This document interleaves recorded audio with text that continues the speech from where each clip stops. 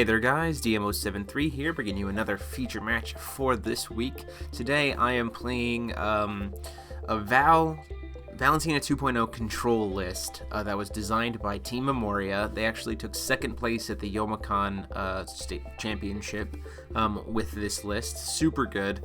It is considered to be kind of the third point of the triangle right now in the meta, and I happen to be playing against the matchup that it is designed to kind of defeat, which is Davis Silas playing Mikage Stealth. So for those of you who don't know, the triangle is kind of known to be Feasting Turbo with Hook specifically, Val 2 control, and Stealth, usually Mikage. So the triangle kind of goes Mikage Stealth is kind of designed to beat Feasting, but with Hook now, she has a little bit of an edge there. Feasting beats Valentina, and Valentina beats Mikage. So David and I happened to get paired up at locals when I was bringing the Memoria list, and so I figured this would be a good way to show you guys. So again, huge thanks to Team Memoria for hooking me up with the list and allowing me to play it for you guys. All the credit for this list goes to them. Congrats to them on their success with it, but let's just go ahead and dig right in. So the whole thing is Valentina is just the ability to search out those regalia is really good against Stealth, and you can kind of repeat your regalia over and over and over again with Horn of the Sacred Beast, and then you just kind of get so much advantage that Stealth just can't keep up. So on my first turn, I hit Death Scythe, hit a Blasting Wave Stones, and then just pass. And unfortunately for David, he didn't see a regalia in his opening hand and then hit a Ruler's Memoria, so he just has to pass. Go back to me, calling a stone. I hit a second Blasting Waves, and I think about passing there, but I actually go ahead and decide to play the Wind Secluded Refuge right now. One, it draws me a card, and two, I'm not expecting any big plays from David on his next turn, especially since he, didn't have any regalia out there, so he's still playing a risk. So I'm not expecting anything massive. He goes ahead and repeats that by also playing a Wind Secluded, which makes sense. He wants to try to draw into regalia if he still doesn't have any. Tap for stone again for me. Finally see a blue source in Dark Depths, which is great for me because now at the end of every turn I'm going to be able to start searching for regalia as I need them, which really helps to put Val in control for this matchup.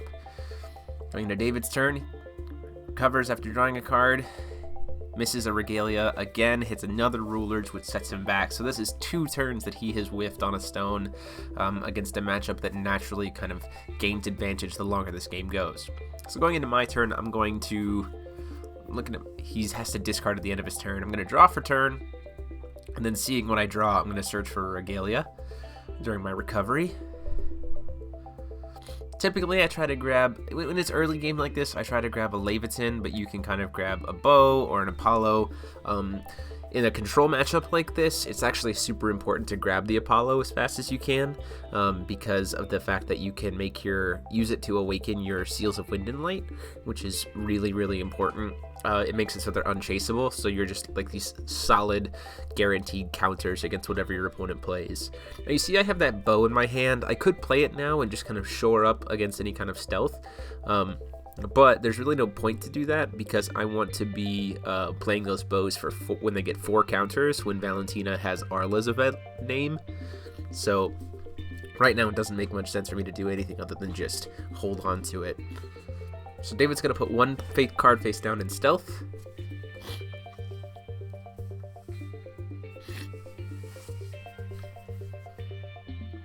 And then he passes the turn to me, so I'm going to draw, and then I'm going to search for 2 regalia.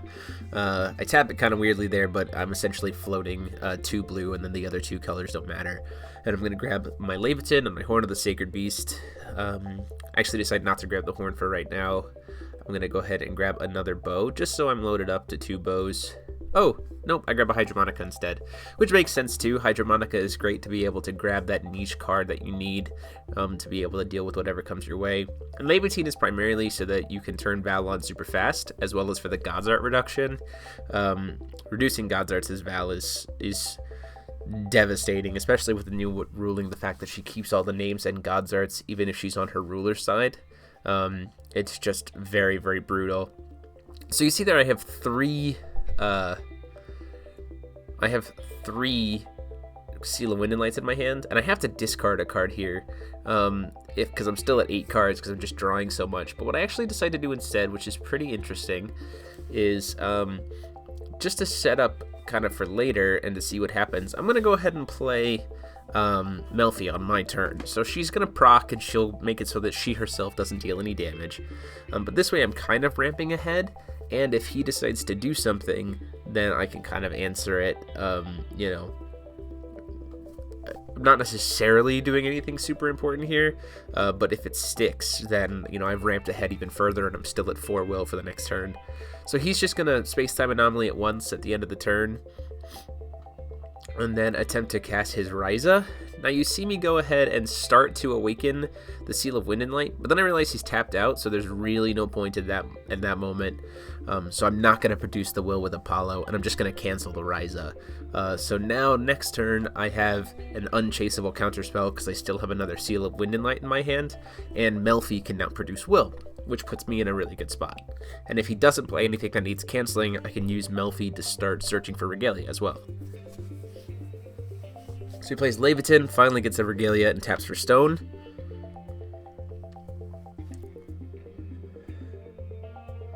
Looking at his hand, he's got some cancel spells of his own, some Ryza, looks like a Ryza, a Melder, 2 space times. Lots of interesting stuff for him to be able to use there. So he's going to pay 2. When he thinks about it, he actually just decides to pass the turn, which is pretty interesting. I feel like in this situation, I probably still would have played some of those stealth cards face down to try to make use of them, or at least one. And like you see there, I'm just going to draw for turn, and I'm going to get the Search of Regalia. And at this point in time, I am going to grab a bow. So, oh, nope, still going to decide to grab the Horn of the Sacred Beast.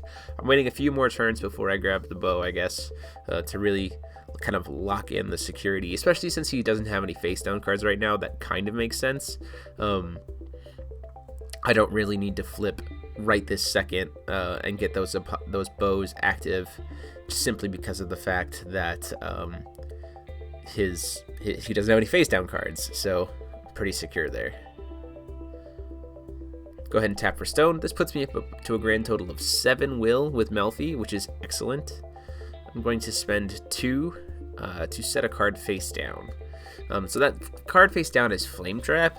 And the main reason why I'm playing the Flame Trap here is because of the fact that I want kind of a security net. If he does happen to go off really aggressively, or something happens and I can't really do anything, I want to be able to have an answer in the form of Flame Trap. Now I do something pretty stupid here. I will admit that there is a mistake here. I don't need to do anything here. I can just sacrifice Melfi in response. I don't do that. Instead, I kind of essentially waste a card. So what you're going to see me do here is, in response to the Space-Time Anomaly, I'm going to produce red with Melfi. And the reason why I'm doing this is because I don't want him to draw 2 cards off the Space-Time. So while the Space-Time's on the stack, I'm either forcing him to use one that's in his grave, or he's only going to draw 1 card. I'm going to use Demon Flame on the Melfi with the produced red that Melfi did to deal it 500 damage, and then it'll get the -5/-5. Don't do that. It was a really bad misplay. I could have simply just sacrificed... I could have produced red still, and then just sacrificed the Melfi to Levitin. So then if he tries to do something like that at the, anything else, I still have the red for the Demon Flame, and if he doesn't, then I just have the Demon Flame for later. And then he still only would have been able to draw 1 card off the Space-Time, because Melfi would no longer be on the field. Tap for another stone. Now we're going to start seeing those cards come face down. Unfortunately, he only has 1, and now we're going to tap all my Regalia, and we're going to get to search for 2 more Regalia. Now here comes the bows. So this puts me at 3 bows total in my hand, which at this point is probably exactly where I want to be. He has enough will to be able to cast 2 Black Moonbeams, but the likelihood that he has both in his hand is probably pretty low. And then everything's going to recover. So I'm actually going to start using this time to try to push. And I'm also feeling pretty good because, and just to be safe, just in case he did, I'm going to tap the Levitina and then sacrifice it. And then I'm going to play another Levitin out of my hand. So this way I have Imperishable for the turn, even if he does happen to have double Black Moonbeam. I'm going to be safe. And I have to figure out what other will I want to produce here. to flip Valentina, which one I want to use.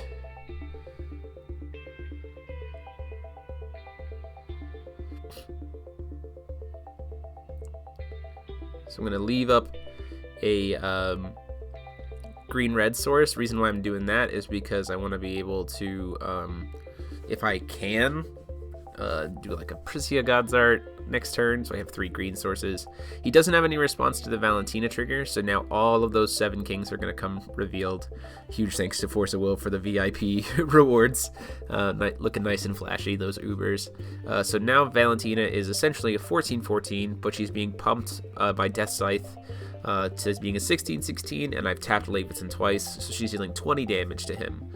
So moving into combat, he has no responses. I swing for 20 damage with Valentina. He goes ahead and puts her down to only dealing 15 damage and draws a card. Now he could cast it again and only have her dealing 10 damage, but he decides to just stop there at 25. I imagine he wants to try to use those space times later, and now after combat's done, out come those 3 bows, each of which comes in with 4 counters, because now technically each one of them will be a trigger, because like the bows come in, he doesn't have any responses. I asked him if I could kind of shortcut there, and so now all of them have 4 counters on them because Valentina has Arla's name, so my J ruler is technically Arla. At the end of his turn, he is going to flash in the Riza, and I'm going to go ahead, because I know he has Will open, I'm going to go ahead and unchaseable counter that. This way, again, if he wants to try to stealth, he's way further behind, and he didn't have any way to be able to counter my counter, so that Rice is just going to stick, and now he has to try to reestablish the board. So at the end of the turn, he's going to try to space-time anomaly her as well. I don't need to sacrifice. In his turn, he's casting space-time anomaly, and in response, I'm tapping Leviathan, so I have imperishable for the turn. He did not draw for turn yet. We're trying to check everything here. So now Valentina is still she's a 9/9 at this point, but she does have imperishable because I'm tapping Leviathan, and the reason why I only have to tap is because now she's technically Melgus, so she gets the effects of Leviatine as if she were Melgus, which just requires me to tap for imperishable. So I only have 1 will up, so I'm probably not going to do anything really impactful against what his board state is currently. But next turn, he's probably going to be taking lethal damage, purely from the fact that Valentina will be in the air because of Apollo, and there will be so much damage on board just with her swinging. She'll be up to an 18-18, 22-22, dealing 24 damage. It'll put him 1 short of lethal, and my job here is to try to put him to a point where stealth cards don't really do anything for him. So he actually just calls stone and passes. Has to discard a card. He might as well discard the Charlotte's Water transformation magic, because at this point it's not helping him at all. And like I said, going into my turn, tapping those Death Scythe and Horn of the Sacred Beast. Tapping the Leviathan to give myself the imperishable.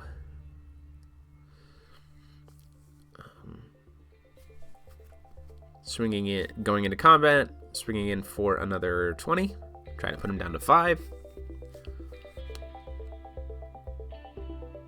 He's his space-time anomaly, putting me down to only dealing 15. And then we're going to move into the blockers, because he has nothing else in declaring attackers. And so in response to no blocks, we'll make her a dealing 16 damage to him, or 20, 10, 50, 17 damage, which puts him down to 800. So at this point, he can't use Ryza. He's completely out of touch with Ryza, which is super strong for me. He's now on a 1-turn clock without being able to use his main mechanic to flood the board with creatures, and all of his creatures are pretty expensive. Now, he can flip over the Melder, but the problem is Melder can't block a flying Valentina. And I am also sitting on tons of will to be able to just cast all those cancel spells that are in my hand. He finally did see the Death Scythes, so if he has those Black Moonbeams, you see he has one, but not the second one. And then he goes ahead and pays 3 to try to get a blocker out for Valentina in the form of Mikage. But the problem here being that he no longer has Imperishable because of my Death Scythe. And then when he passes, he does have Flying still, so I can just use Bow with 4 counters, remove all 4 counters, and kill Mikage. Something that a lot of people don't realize, remember, is that with 4 counters on an Artemis Bow, you can kill anything on the board that has Flying. So Mikage naturally has Flying, so he's just dead, and he doesn't have any kind of Imperishable because of the Death Scythe. And so Valentina just gets to swing in for lethal without really any much of a fight. Now, just for fun, he's going to cast the Black Moonbeam, and it's going to get canceled, and then he's just going to go ahead and scoop the game there. So we move on to game 2. I show him that I had the Black Moonbeam there. So we did sideboard for this, and so you're going to see his kind of name change for the deck here in a second. We were playing in a tournament at locals, and so he asked if we could side, and I said that's fine because I did kind of want to show off some of the other techs that Memoria put into the deck, and I'll kind of talk about those when they come, as well as David and I have talked a little bit about stealth matchups and kind of things, and I kind of was curious to see what he was thinking for this matchup. And so I'm still playing Valentina, but he actually sideboarded into a 0. So the reason behind this is, I put a 0 stealth list on the channel a while back. It has since been updated, and me personally, I like 0 more for stealth than Mikage. But David decided to try to sideboard it and see if he liked that a little bit better. So I have to play a Bow off the top because I didn't have any other regalia, but I also didn't get punished at all, so I have that Dark Depth Stone. David has the Scythe this time, and he casts a Nameless Mist, which is a strong card in mirror in control matchups. So he can't hit the Mikage or the Melfi. He actually hits the Heavenly Gust here, which is a very interesting call in my book. Out comes a Marybow, which I top decked, so now I can deal with the Death Scythe when I want to, which is nice. And so I'm curious as to why he didn't take my cancel spell here. Simply because having cancel spells is pretty good in control mirrors, but now I'm kind of starting to see why. He placed the Wind Secluded, so now there's no way for me to destroy it. That'll trigger and I get to draw a card, and then he just passes the turn. Now I think about just passing the turn here, but then I remember that he's not playing Mikage, so my creatures are safe. My early game creatures are safe, so I'm actually going to go ahead and ramp ahead with Melfi. This will put me at 4 will on his next turn, which feels really good. And then I simply just pass the turn to him.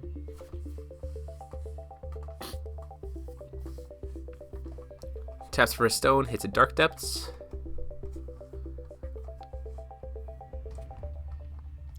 Now I'm starting to realize, as soon as that Barrier of Shadows comes out, I realize why he took the Heavenly Gust. He's trying to mess with my deck. He starts to play a second Barrier of Shadows, and I just cancel that with the Seal of Wind and Light. That card's too important for me to have. 2 of them just disrupts me a little bit too much. 1 of them I can deal with for a while. So I'm going to go ahead and at the end of the turn, I should have drawn for turn first. That was my mistake here as well. I'm going to go ahead and grab the Hydromonica. Reason why I'm grabbing the Hydromonica is so that I can go grab Heavenly Gust later when I need it, and I'm better positioned for it. So, like I said, I should have drawn for turn first before the search, because it doesn't matter. And maybe I would have drawn into the Hydromonica, and then I could have searched something different, but it is what it is. So again, we're playing a control mirror here, and I'm kind of at advantage because now I'm 2 will up from him. Out comes the Hydromonica because it doesn't cost me anything to play it. And the fact that I'm going to be able to search out my Heavenly Gust later on when I need it is very, very good.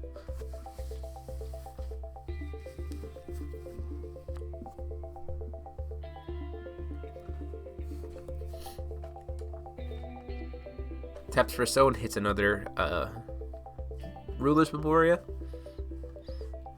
You see he does have double Black Moonbeam in hand. but he just passes the turn to me. Again, I should have just drawn for turn first, but I go ahead and decide to search for Regalia at the end of his turn.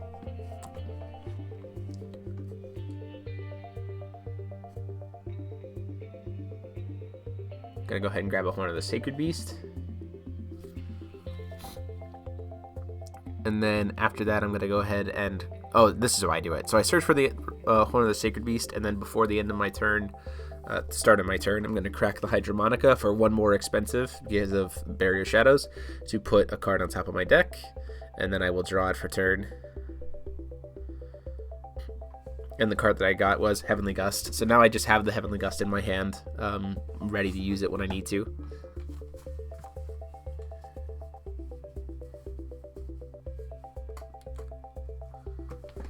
Flip over a stone, and this is the first tech. This is Sorrowful Necromancy's Memoria, and this is used to, in really long control mirror matches, to get rid of their remnant cards, get them out of the grave, as well as things like Death Scythe. You can just RFG them. And it kind of can help as you play the grind game. Now I play the Horn of the Sacred Beast here, and he actually spends Energize in 1 to use the Seal of Wind and Light, which I don't know if I would have done. It helps me recycle my deck, but I do run 2, and essentially I just baited him out of using 2 Will, which is very good for me. And again, he hasn't put any stealth creatures down, so the longer that takes, the better it is for me. The more I can just build up my case. So now, start of my turn, I'm going to draw, and then I get to search for 3 Regalias. Going to grab a bow, a Death Scythe, just because they don't want him to suddenly have Leviathan and Swift and kill me. I should grab the Apollo here, but with the Barrier of Shadows out, it's not as important, simply because I have to pay 1 to awaken it. So, like, I'm still technically paying 3 to be able to cancel something at instant speed, but it's without chasing, but it's not nearly as effective. I'm actually going to go ahead and grab Tank, Clash G's Tank, which is the other kind of tech card there. The reason why I have the Clash G's Tank in there is because, again, for control mirrors, the person who gets the most advantage simply usually wins, and Clash G's Tank lets me be rewarded for kind of waiting and being patient, because of its 4 different effects, which is phenomenal. So again, I have a handful of answers and stuff if I want to play them. I've got a cancel spell, a Wind Secluded Light. Oh, I guess I don't have a cancel spell, but I have a Refuge, I have Space-Time Anomaly, I have a Bear Magic, I have a Bow up if I need it, so I just pass.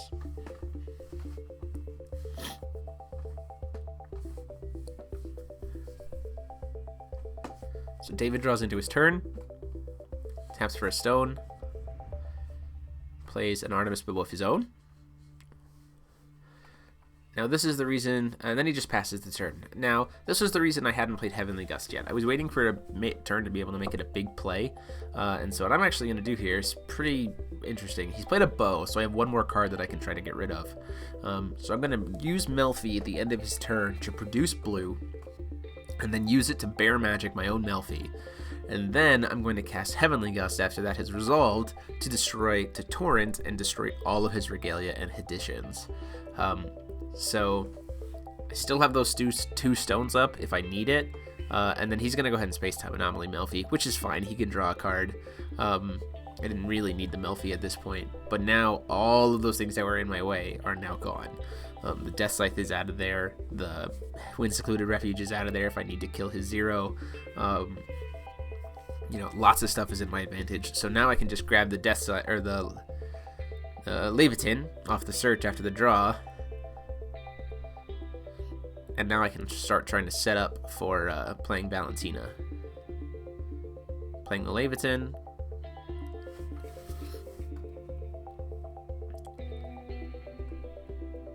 Paying 2 for a Wind Secluded Refuge, which will trigger and draw me a card. So now I'm protected from 1 Black Moonbeam. I mean, if he has 2 Black Moonbeams, it's totally okay. Like, it makes sense. And I didn't necessarily know if he had or not. But this way, it doesn't really matter. He has to have 2 in order to be able to prevent himself from taking 2 damage. And I actually top deck a Black Moonbeam off the Wind Secluded Refuge, which is phenomenal. So now I have a hard answer to 0 just as soon as she comes in. So you're gonna get to see the necromancy go off here. So he starts to RFG 3 cards for Death Scythe, and in response, I'm gonna use the Sorrowful Necromancy's Memoria to try to RFG the 0, which forces him to then remove 3 more cards if he wants to save the Death Scythe. Now, the card that he should have saved was Space-Time Anomaly, but he actually chose to keep the Barrier of Shadows, just in case, so that he can maybe bring it back later with the Horn of the Sacred Beast. I don't know if I would have done that. I probably would have kept the Space-Time Anomaly, because then you're keeping a Remnant card. But essentially, that's worked out great for me, because now that's one less Space-Time from the grave I have to worry about.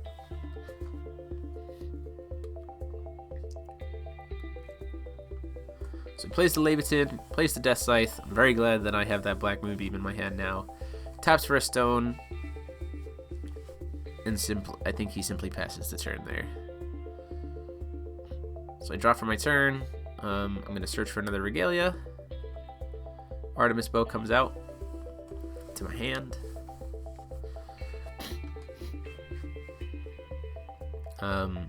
Tap all my Regalia is needed. Tap for another stone. Play an Apollo. So the Apollo is nice because I top decked it, so I don't have to search it. So now I get those unchaseable counters. And then again, I just pass the turn.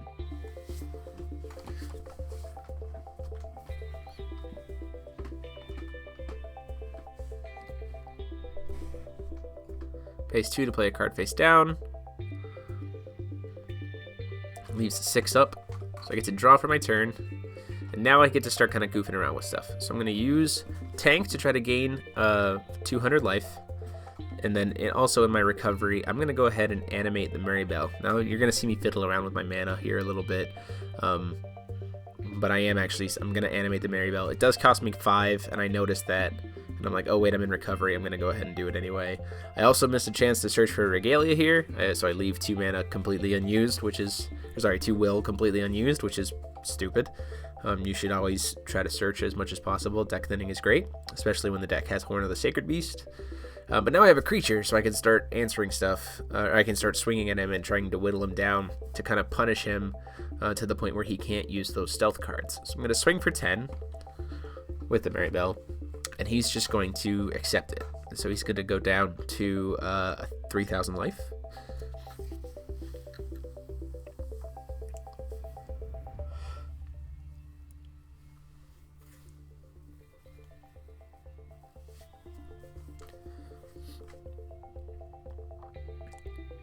Thinking about whether or not to Judgment at this point. I've got lots of options available. Keep in mind, though, I haven't sacrificed the Death Scythes out, so there's no way for me to get Imperishable at this point. That's important. But I am going to go ahead and do Judgment. The trigger goes on the chase, and I'm asking, and I kind of like joke with him. I'm like, do you have the double Moonbeam? And then he reveals the 1, and it'll get canceled. And then he reveals the second one and pays for it. And so Valentina dies.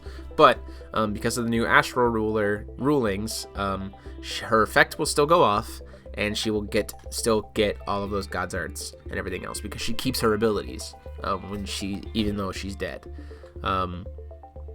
He asks to read just to be safe, and we kind of talk about calling a judge or something like that. But that is the way it works. Even if she dies while the trigger's on chase, she will still get those abilities and stuff while she's a ruler. Some of those abilities don't do much anymore. Like Melgus is just a kill spell because you can't pump up her attack. You can't utilize Rezard's Death Scythe to start stealing creatures anymore.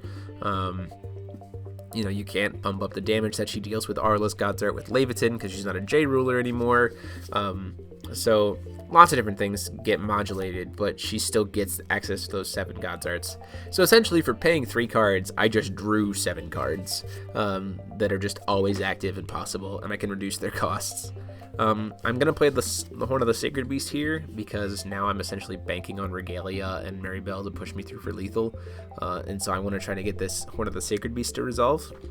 So while I have, while he only has 2 will up, I'm going to try to keep it alive. At the end of the turn, Maribel's going to turn back into a Regalia. But in response, before that happens, he's going to play Riza, and I'm going to allow Riza's summon to go through, but I am going to stop Riza's, in response to Riza's effect, I'm going to do something a little silly. So I'm going to pay 2 to do a Black Moon, sorry, not Black Moonbeam, a Space-Time Anomaly on the Riza, and then I'm going to pay 1 to Demon Flame it after that. So that'll be 10 damage essentially, you know, neg 10, neg 5, and then 10 damage, which will kill the Riza. Her effect will go on the chase and resolve, so he'll pay $1,000. He's down to 2,000, and he gets to put a face down card. He is going to go ahead and put the Melder straight into play. You'll see him do that here in just a second. He's gonna put a face down and then immediately flip it, because he's at 2,000 life here and he wants a blocker to be able to start pushing some damage. He's looking at my different God's Arts at this point. On his turn, I could do, because of my 2 will that I have open and my reduction cost of 3, I could do Valentina, I could do Faria, I could do, I can't do Prissia, I don't have the will for it. I could do Rezard, which would just be a kill spell. Essentially, it's an instant speed stoning to death at this point. I can't do Rezard either. I don't have enough staff reduction for that. But the ones that matter essentially are the ones that prevents him from getting in damage, which are Valentina and Melkus, and I can access both of them, either to steal his creature or to destroy it.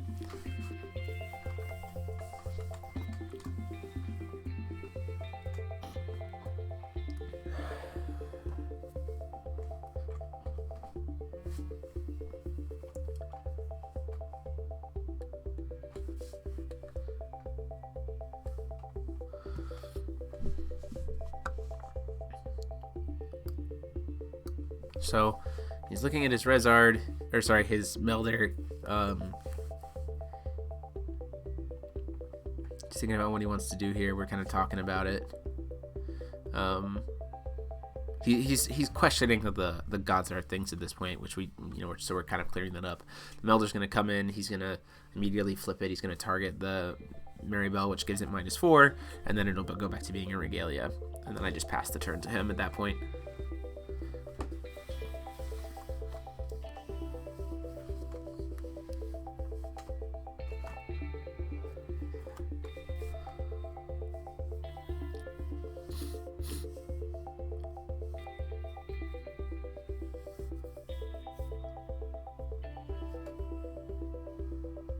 Gonna play a second Death Scythe, cast a Nameless Mist, and so what I do here in response is I'm going to pay 1 to hit him with the Bear Magic to make him a 4/4, and then he just gets to hit my Black Moonbeam out of my hand. He does get a +1/+1 counter on Melder, so at this point it's a 5/5. He sets another card face down.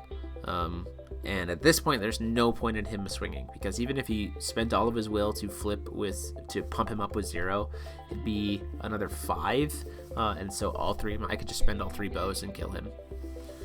I'm gonna tap, and then I'm also going to gain 200 life with the tank before recovery. You'll see me do that here. I'll be like, oh wait, I'm just gonna gain the 200 life there as well. So I'm up to 4,400. Recover, tap for stone.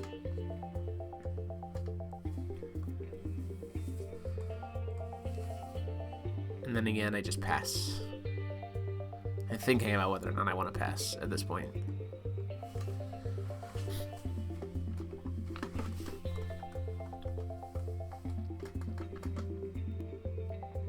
I can animate Maribel for 3, because I am Machina as well. But animating Maribel is something I typically like to do before upkeep, so that I still have all that will, because spending 3 is kind of a lot, especially in the control mirror, when it can just die. So he's going to go ahead and pump up Melder a bunch. I'm just letting him know that I'm not stopping any of those pumps. So he's going to pump him up to being a 16/16. So 5 pumps and then the +1/+1 counter. So he's super big.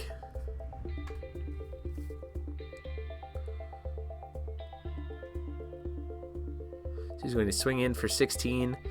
I'm going to make him a bear.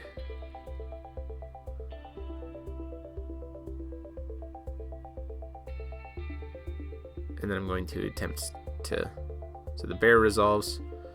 So this is the way I'm doing it. So I kind of talk and I go, I'm going to make him a bear while it's still in declaration of attack. And then David's going to try to pump up here.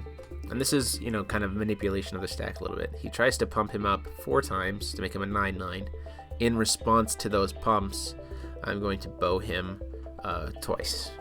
So David could have done that a little bit better as well, and done the pumps 1 at a time. And then at the end of the turn, I'm going to flash in a Melfi, which I have cast a spell this turn, so I'll prevent all damage to herself. So he could have done that a little bit better, let the bear magic resolve and then pump up once, resolves, pump up twice, resolve, pump up 3 times. Any kind of effect off of a ruler where you're like using 1 will at a time and you're kind of syncing like that, you're planning to sync like that, I think it's better to just do it 1 at a time. In my turn, I'm going to animate the Maribel, and then before moving to recovery, I'm actually going to make the Maribel hexproof. So he's going to attempt to use Melter that he had placed down, and then I'm actually going to use the Melfi and the 1 and Open Will and the Apollo to unchaseable counter that Melter. So at this point, Maribel is going to survive and will have hexproof unless his card in his hand can do something about it, but it can't. So now Maribel is completely safe for the turn. It's a 10-10, and I have my Regalia taps, which is excellent for me. And so what you're going to see here is pretty straightforward. I tap for my last stone, swinging for 10. He has to take the 10, so he'll go down to 10. Trying to keep my tokens on my bows accurate. I'll swing in for 3 with Melfi. Not that it matters. He uses interdimensional escape, and I'll just keep the Maribel. And then still with his 1 card in his hand, I will just cast for 2 the Faria God Art, which will untap all my creatures. If I had to tap 1 more Lavis in there, I could easily. I don't remember exactly what her cost is for cost reduction. And then Maribel just swings in again because she's a 10-10. So there you have it, guys. That is the match. Huge thanks to David for playing me. Huge thanks again to Team Memoria for sending me the list. That list will be up later this week. I'm trying to get the list for the Mikage Stealth as well. Like, comment, and subscribe. And I'll see you guys next time. So this is DMO73 signing off.